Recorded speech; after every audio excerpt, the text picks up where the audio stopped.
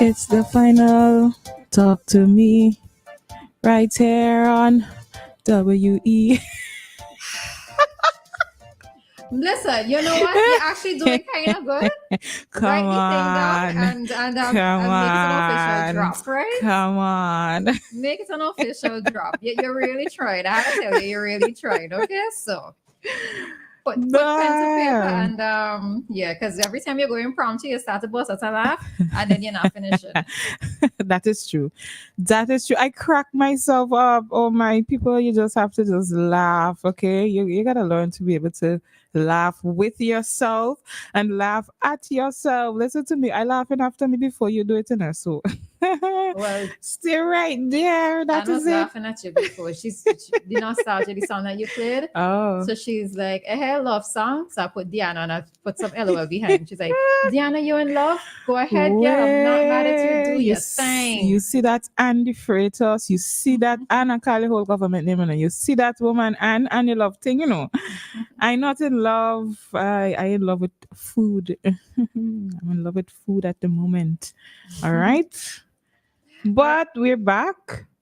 Listen, we're back with our talk to us. It's our final talk segment for the morning. As usual, you know, after 9, when you hear our voices, it's a final talk time for the morning.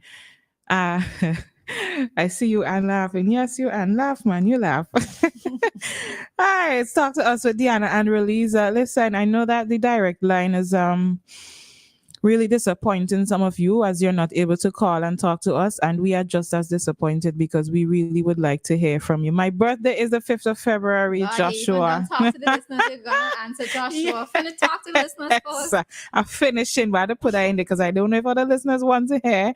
I'm gonna repeat it. My birthday is the 5th of February, just in case you needed to know, you know, that vital piece of information. Right. So I'm so sorry that you guys weren't able to talk to us via the direct line. We are just as disappointment. We really love hearing from you when you interact with us. So we're glad for those who were able to call on the WhatsApp.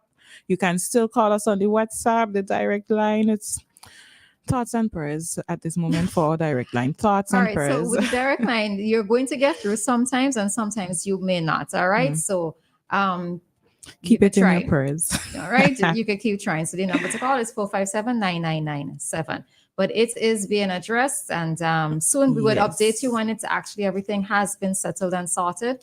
We'd update you. But yeah, power of technology. There are different ways that you can communicate with us. All right. We're already live on Facebook and YouTube. So you can always go to the live, leave your comments and your questions. Also, again, WhatsApp is available for you to also to be interactive with us. All right. Joshua, what does it explain? Is it because I'm an Aquarius? All the fellow Aquarius say woo woo.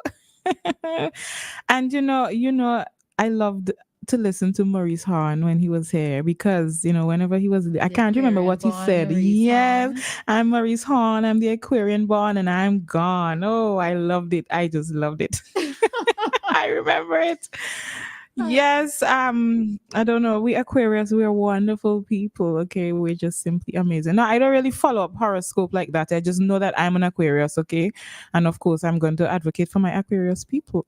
But you know, that's something that persons always do that. Just it's be like, like, it's because I'm a Scorpio. Yeah, I know. Right. You know, it's like people like your horoscope sign has nothing to do with defining your personality. Exactly. You can choose to change your personality if your personality needs to work, and it have not wanting to do with your horoscope sign. So don't come to me. It's because I'm a it's so we stay. It's because I'm a Scorpio, because I'm a Sagittarius. No, please.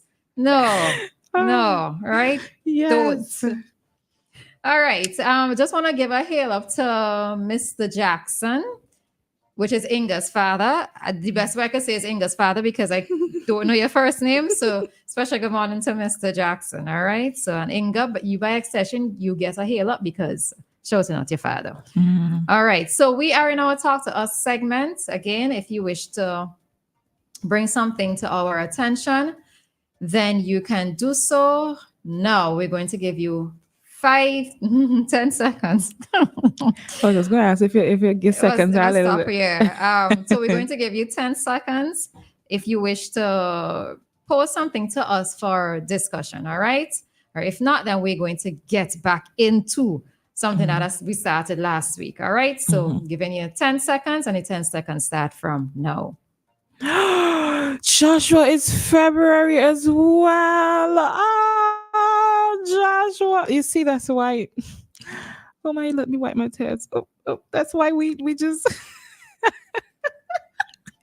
release. I just waited for the 10 seconds to I, go because you at this I point, am so amused by you. I love the faces. yeah, my facial expressions can't hide. Yeah. I just love it. Oh, big up my fellow Februarian Joshua. Wow, Joshua simply excellent. All right, I believe the 10 seconds up. 10 seconds up. Non-Februarians don't feel no how I still love you, WFM family. I still love you, but I gotta click with my Februarians a little bit more. So if you're a Februarian, message me now. Let me know. We might have a whole big celebration in February. You never know. But we're going into our topic. And our topic, Roleza, we will extend an invitation to you to come to our February link up. Just because No, listen, me you're and Jesus good you're enough. Me oh, and you're a Jesus, December. I'm a December, right? So me and Jesus good. You So December people. Yeah, I don't yeah. need your link up with February, okay? I get you, and I am not gonna argue with that. I get you. Okay, Jesus you and you I have a tight. We went point. preschool I together. know that's how you December folks act. Yeah, you act like you went school together. But I'm not upset with you. You do your thing. So we're gonna Mm. talk this morning on the topic: should children feel obligated to carrying on their parents' businesses? And when we say business, we're talking about the money business, as in, um, A the physical business, an yes, actual an business, actual actual. physical Right. business. All right. So the reason why this came up is I was looking at one of these top programs, and I was looking at Insight Australia.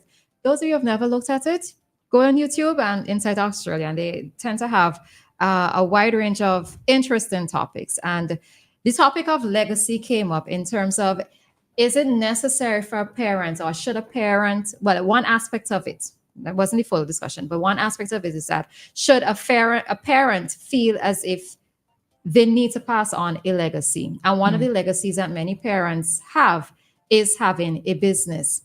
And one of the persons interviewed who took part in the discussion stated that, so he was a real estate agent. His father started a clock business, which is like fixing clocks and like antique clocks, etc. It was really nice. If you saw inside, it was really nice. But anyhow, he started a clock business, and the son had no interest in continuing the business. And before the father died, he asked his father what to do with this business. And the father told him to sell it, right? Now, the father did die, and the son was left in a little bit of a state of unsurety in terms of what to do, because he thought about the fact that there are persons who are employed with this business who were with the company for several years, right? Then he thought about the customers, those who patronized the business and who kept the business going for so long. So he felt that little bit of guilt come down on him. And he was there saying, should he really sell the business? Interestingly, he did not sell it, right? He continued the business, even though he did not have an interest in it, because he wasn't about fixing clocks. He was about real estate, etc. And I remember a friend of mine started a business, and he stated that he wanted for his son to continue the business. And I was of the opinion, and I said, I think it's unfair, right? Because this business that you've started, this is your interest. You have started this business because you wanted to pursue this particular sector, and your son should be given the choice of what profession or what business he wants to go into. And then he said, but how does generational wealth occur? Or how does it happen when, if a father or a grandfather started a business and parents and children do not carry on this business? What happens there? How do we create generational wealth? And then he called some names of some family businesses here in SVG where you've seen grandfather, father, and now children engaging in the same businesses, right? And I thought about it, and I said, while it is, I do see the point. For me, from a standpoint here, as from an individual standpoint, I think it's unfair. And I even looked at it in the same context as even with my own personal business. To this day, if I happen to drop them tomorrow, I don't know who it is I'm going to give this Your business to. niece. And that is exactly what it is, right? So I do not want for my niece to feel Mm. obligated to carry on the business because she has zero interest in it. And I cannot fault her for not having that interest. But the thing is that I started it from the ground up. I would Mhm. like to see it Mm. continue. It does have the potential to continue. It has potential to grow, etc. You know, but should I feel as if, or should my niece then feel obligated to having to carry on this business just because I started it and I started it with that passion? You know, so it's the question that we're posing to you, the listeners. I agree with Mhm. you, Relisa, and in terms of it not really being fair on the children to have to continue this business. I do agree with you. The children should be able to pursue whatever it is that they want to pursue, to look after their own interests. It is also kind of, I don't want to say difficult, but I get where you would have started this business from the ground up. You would have put in your blood, sweat, and tears, as they say. This business has fed your family and created wealth for your family, and you would like to see the business continue. But I don't think that it should be fair to the children to have to force them to take over this business. If they want to take over the business, let them take over the business.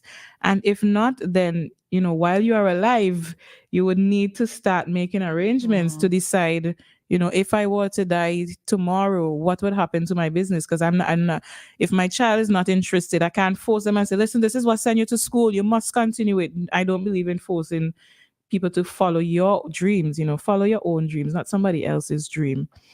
And so I believe that while you're alive, you need to put something in place. Find somebody who you may have to sell it to, or some other family member that may be interested in carrying on the business. Like you, I don't believe that you should force it on the child. Yeah, Yeah. there are times when I wonder, like even from like there's an employee because it's I find it so difficult to see so many of our indigenous businesses Mm. that are going under, in a sense, here in SVG, Mm. right?